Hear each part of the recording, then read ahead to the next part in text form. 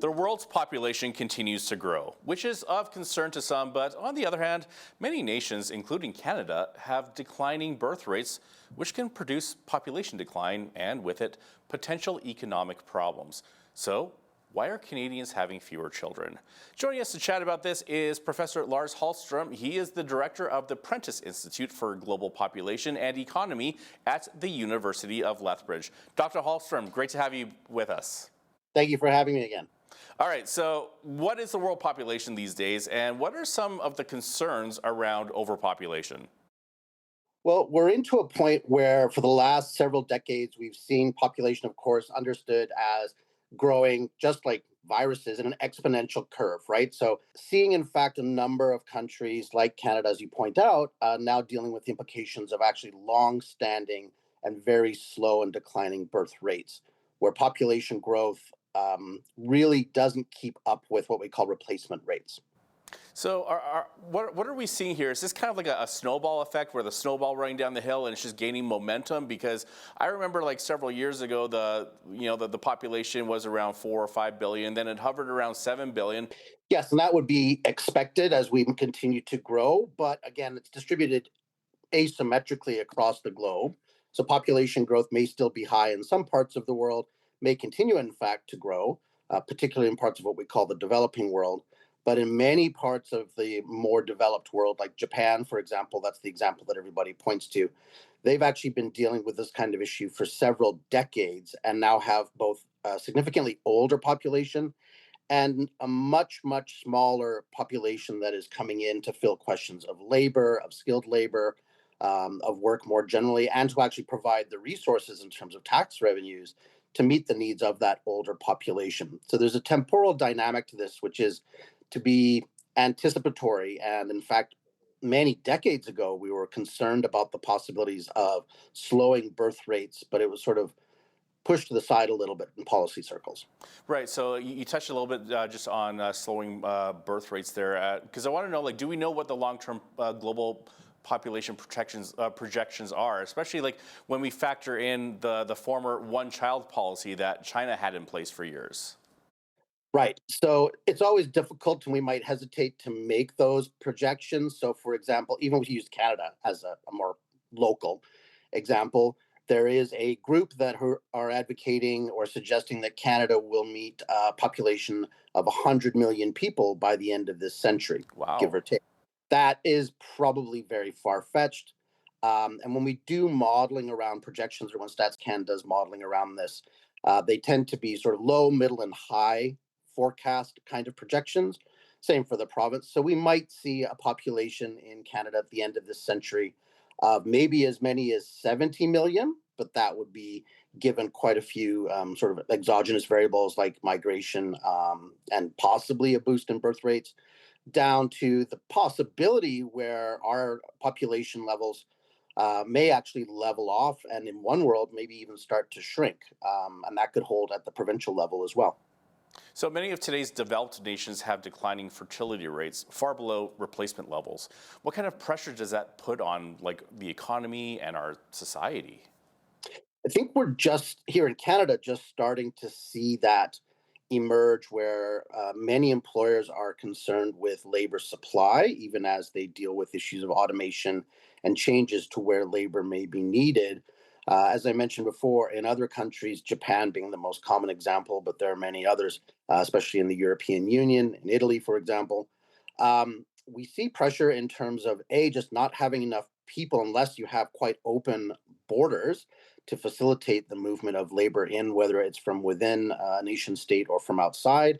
This has been the case for Canada. Most of our population growth has actually been driven by immigration, not by birth rates. But then we see as these smaller populations move into the working world, they, of course, are also less likely to have children above the replacement rate, or they'll have smaller families. And so we see what might be considered a bit of a virtuous cycle where population decline continues to actually oddly grow over time. And this can really put pressure on both the distribution of labor, whether it's rural versus urban or ex urban, and then the distribution of labor across provinces. So, for example, many provinces in Canada, such as the Maritimes, have seen historical patterns of labor outmigration. People leave to seek work and employment elsewhere, which then reduces supply of employment and, of course, the reproducing population in that province. The Alberta is Calling program here in Alberta led to some fairly significant growth, but that created another set of challenges in terms of how do we respond from an infrastructural and a housing standpoint and services standpoint to that other side of the question: where do people who are finding work ultimately settle, and then where do they have their families, and how does that potential population growth impact our economic futures in terms of what we have to spend and provide to that population? So I want to talk about Canadian couples now and our current fertility rate because I want to know, like, what are some of the reasons that Canadian couples are having fewer children? It's what we call, to be sort of social scientific or sort of statistical, a multivariate equation. There are lots of variables at play. There's no singular answer. And Hmm. so people may, of course, choose simply through their own personal decision making, whether it's from personal preference or possibly shifting cultural orientations to simply not have more children or any children at all. Right. And that may be tied in some cases to concerns about the environment, to concerns about the fact that no matter what our population growth is, we still consume a lot, especially in the developed world. So the footprint of each individual is quite high. Others may have fewer numbers of children due to changing religious mores or cultural orientations coming from their church or their spiritual background. Affordability is definitely a factor that people may point to. Even the proportion of housing to income, for example, means that you, by definition, have less income if you have a house and a mortgage in order to be able to pay for and children are expensive, and bringing a child through to adulthood and then on to post-secondary education is a very real financial challenge. And so many people are quite pragmatic. And it may actually be the intersection of these, coupled with the fact that we have, in general, increased access to contraceptives. We have increased discourse around sexual and reproductive rights. People are perhaps more engaged in these questions. And so any number of factors can be at play. But certainly the economic and the personal intersect in lots of different ways. Right. So with all these different factors, this may be a challenging question, but are you able to kind of determine when this decline in birth rate began? So we see it really starting in some cases in the, let's call it, early to mid 1970s in Canada. And it coincides with a number of broader demographic shifts. So, of course, we know that after World War II, we had the baby boom, people came back from war. But that also coincided with quite a remarkable shift towards urbanization. So um, rural populations in Canada have actually been in decline as a proportion of national population since Confederation. That pattern is actually not new, but we really saw in absolute numbers that growth, both in terms of economic focus and in population focus, towards urban spaces. And urbanization does put some other challenges onto economic individual decisions. And around 75 to 79, we started to see that shift start to manifest as, in particular, as women entered the market force or the workforce in higher numbers. That, of course, is also a factor driven perhaps in part by affordability. So we can go back at least 4.5 decades to a starting point for this.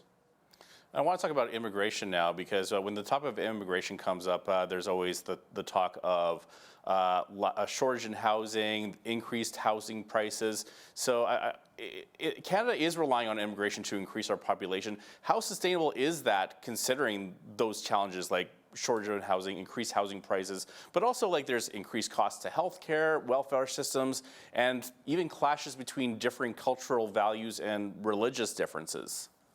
I think we want to be very careful and cautious about sort of the attribution of Canadian housing problems, for example, and pointing a finger at immigrant communities. Mm. As the child of immigrants myself, right, that seems like a bit of a A bit of a smoking gun that might be pointed in the wrong direction. There are lots of Hmm. factors that have contributed to both housing supply or shortages, as well as housing inaffordability.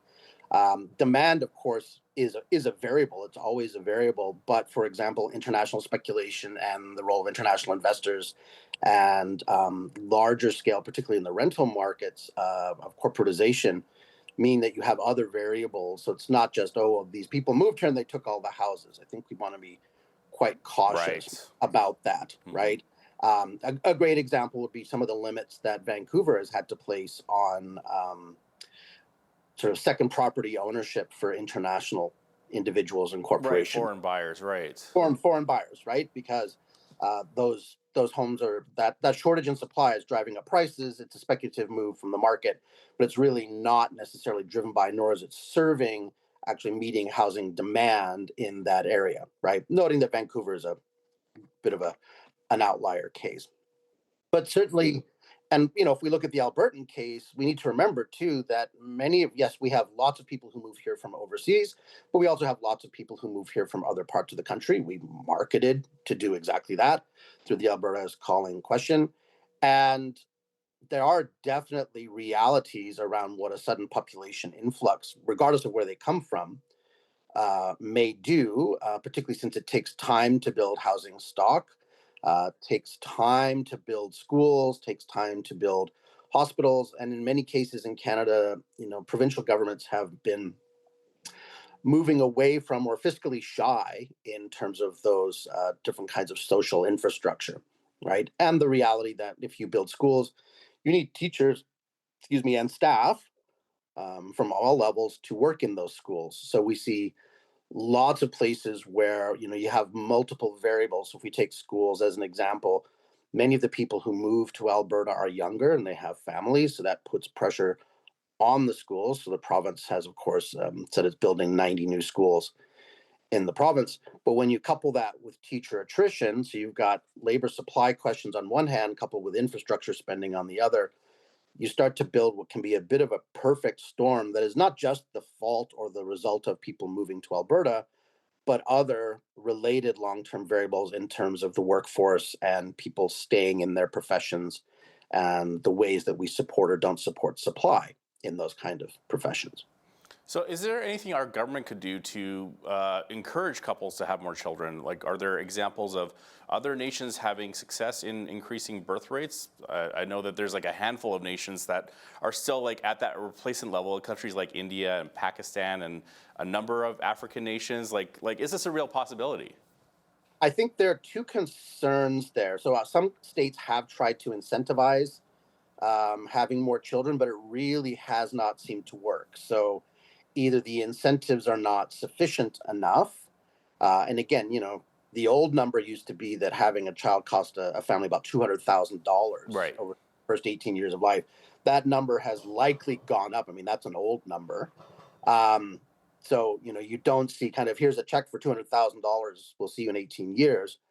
So what the incentivization would actually need to look like is one question.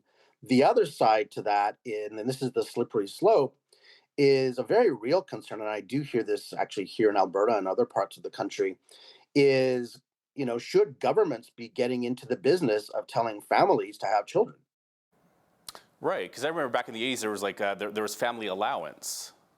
Right. So there are different ways to support families, due to costs, sort of like RCPP is intended to distribute some wealth across a population that's seen as vulnerable, not to replace RSPs or pensions, for example. But I think there is a concern that, especially given some of the populist and some of the more fundamentalist perspectives that we see coming out of even the United States, that moving beyond economic instruments to something that starts to look more like uh, an overt exercise of authority over the population. And there's an irony to this, given the history of the last 5 years.